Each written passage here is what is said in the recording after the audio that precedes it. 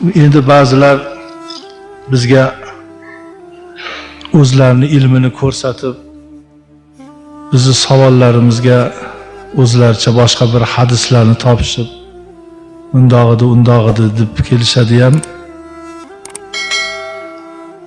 Mulla bo'lsang, olim bo'lsang, qo'lingdan kelsa da'vat qil. Meni yo'lim shu. Men Allohning oldida o'zimni qavmimga, o'zimni da'vatimga keladiganlarga o'zim javob beraman. O'sha hadislarni hammasini biz ham o'qiganmiz, ko'rganmiz, bilamiz. Lekin hozir bitta yo'l, odamzodda iymon uyg'otish, qalbida iymonini mustahkam qilish, yaratgan Allohni tanitish, katta haromlardan qaytarish, ibodatga chaqirish. Bu qavm ichida birinchi sinifi bor, no'lavoy sinf bor, 4-5 sinf, hay oling 10 sinf.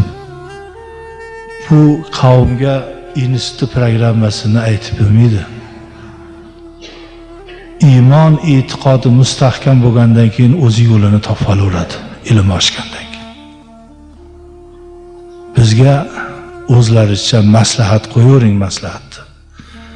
Alloh taolo egam, ilohim yuzimni yorug' qilsin, qo'limdan kelgancha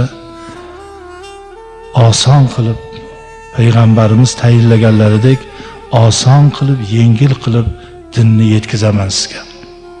Og'ir qilib, qiyin qilib qochirib olishimga haqqim yo'q. Men yo'lni keng oladigan domlaman. Tor olmayman.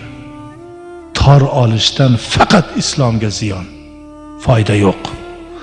4 ta supiga yoqaman deb 4000 ta odamni yo'qotishga kelish kerak emas.